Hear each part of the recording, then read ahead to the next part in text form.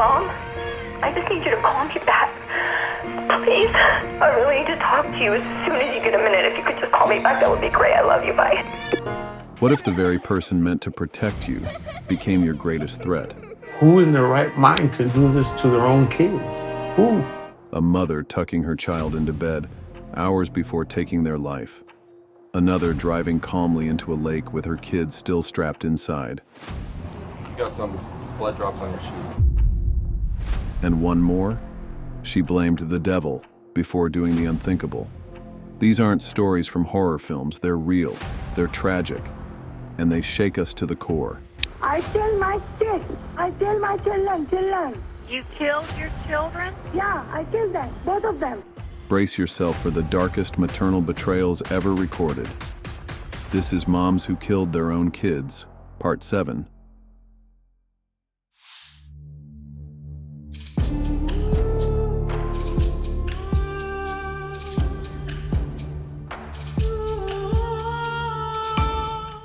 What could drive a mother to commit the unthinkable? On March 27, 2024, in Everett, Washington, 27-year-old Janet Garcia and her 4-year-old son Ariel vanished from their apartment. When the family arrived to serve Janet with emergency guardianship papers that had just been approved for Ariel's grandmother, they found the home empty, the silence broken only by a chilling discovery: a large pool of blood on the floor. A frantic search began. The next day, heartbreak struck. Along Interstate 5 near Joint Base Lewis McChord, Ariel's small body was found, wrapped in a Christmas blanket. He had suffered at least 16 stab wounds, his hands marked by desperate defensive injuries, a brutal end for a child so young. Surveillance footage captured Janet's car at the scene.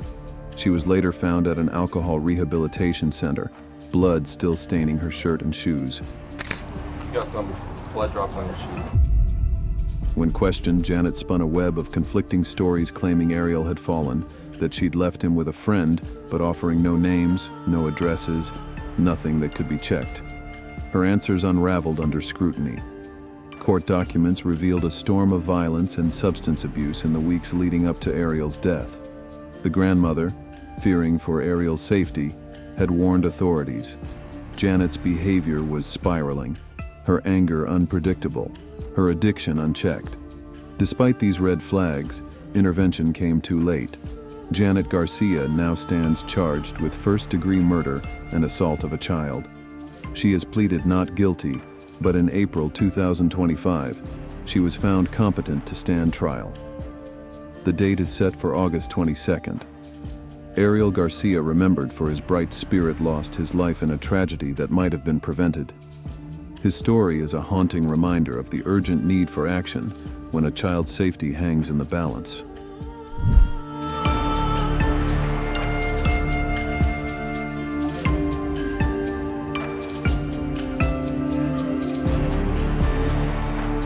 The Carmel Valley mother was sentenced to 15 years in prison today for drowning her 4-year-old son. What kind of agony drives a mother to destroy the lives she once cradled? On a scorching July day in 2010, Irving, Texas, was rocked by a horror few could comprehend. Saiqa Akhter, 30 years old, dialed 911 with a chilling confession. I tell my kids, my children, I tell my children. You killed your children? Yeah, I killed them, both of them. When officers arrived, 5-year-old Zain was already dead. His sister, 2-year-old Faryal, would die the next day. Both children had autism. Both had been strangled. Akhter first tried poisoning them with bathroom cleaner. When that failed, she used a wire. Her explanation stunned the nation.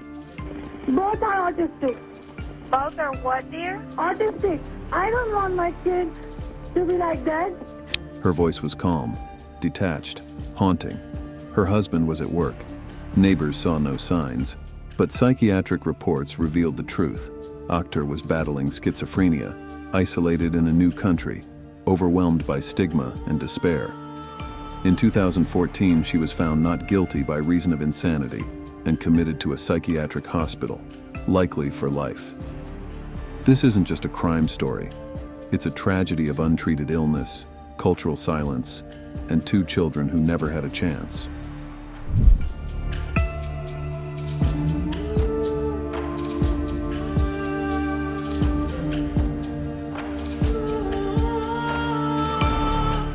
What darkness could drive a mother to murder her own child and her father in cold blood?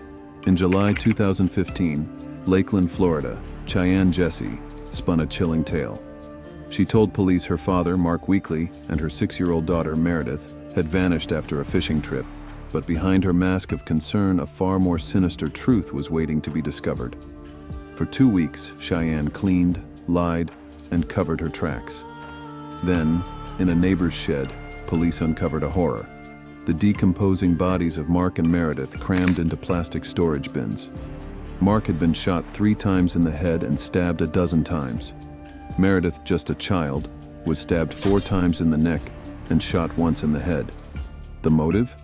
Cheyanne's boyfriend, Matthew Cody Monroe, had grown tired of Meredith's behavior and threatened to leave. Desperate to keep him, Cheyanne saw her daughter and father as obstacles to be eliminated. Throughout the trial, Cheyanne sat emotionless as the evidence mounted. She tried to claim self-defense, even attempted to blame her boyfriend, but the jury saw through her lies. In the end, they convicted her of 2 counts of first-degree murder and tampering with evidence. The jury recommended death for the murder of her daughter and life for her father, but the judge sentenced her to 2 life terms, with no hope of parole. Cheyanne Jessie's story is a haunting reminder of how a mother's twisted desperation can lead to unthinkable acts, and how the truth, no matter how deeply buried, will always come to light.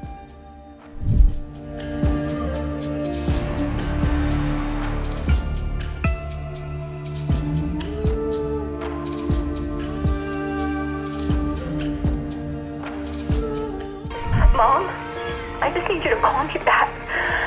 Please. I really need to talk to you as soon as you get a minute. If you could just call me back, that would be great. I love you. Bye. What happens when a mother's mind breaks and no one sees it coming? On May 20th, 2014, in a quiet neighborhood near Carson, California, 32-year-old Carol Coronado committed a crime so horrifying, it silenced an entire community. That afternoon, her mother walked into the bedroom and found Carol covered in blood, clutching a knife with self-inflicted wounds. Beside her were her 3 daughters, 2-year-old Sophia, 16-month-old Yasmin, and 2-month-old Zania, each stabbed in the heart, their throats slit. Their tiny bodies were laid out side by side. Carol hadn't slept in days. Her husband worked long shifts, and she was drowning in the demands of motherhood. Behind the closed doors of their home, she battled severe postpartum depression and the ghosts of childhood trauma. The prosecution claimed it was revenge, a calculated attack on her husband. But her defense painted a different picture: a mother overtaken by postpartum psychosis, her grip on reality shattered. The judge didn't doubt Carol's suffering, but still sentenced her to life without parole. This wasn't just a crime. It was a warning, a plea, a failure to hear a mother's silent scream before it turned into tragedy.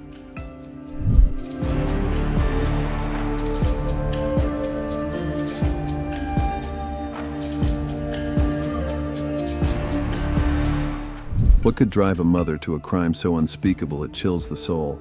In the early hours of August 30th, 2005, in Dayton, Ohio, 28-day-old Paris Talley was found lifeless. Her tiny body cold, her insides fatally burned, yet with no marks on her delicate skin.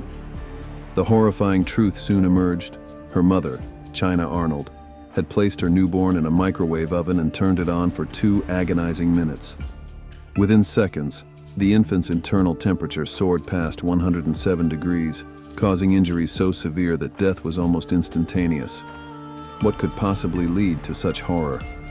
That night, Arnold and her boyfriend, Carol Talley, had been drinking heavily. Their argument, fueled by suspicions over Paris's paternity and accusations of infidelity, erupted into violence. In a haze of alcohol and rage, Arnold committed the unthinkable. Later, she would claim to have blacked out, unable to remember what happened. The legal odyssey that followed was as tumultuous as the crime was shocking. Arnold's first trial ended in mistrial after a child witness surfaced, claiming someone else had put Paris in the microwave. Her second trial brought a conviction, but it was overturned for prosecutorial misconduct and the exclusion of key defense witnesses. Only in her third trial, in 2011, did a jury find her guilty of aggravated murder. The jury deadlocked on the death penalty, so the judge sentenced Arnold to life in prison without the possibility of parole. Despite appeals and claims of innocence, the verdict stood. Psychologists found no significant mental illness, only a history of depression and substance abuse. The case of China Arnold remains one of the most haunting examples of maternal filicide, a crime that defies comprehension, yet is all too real. Sometimes evil doesn't wear a mask or creep in the dark. It holds you, feeds you, and tells you it loves you. These cases remind us that the most shocking horrors can come from the most familiar places. So what drives a mother to cross the ultimate line? Let us know what you think in the comments. Was it mental illness, pure evil, or something far more complex? For more haunting true crime stories, don't forget to like, subscribe, and hit the bell. Thank you for watching.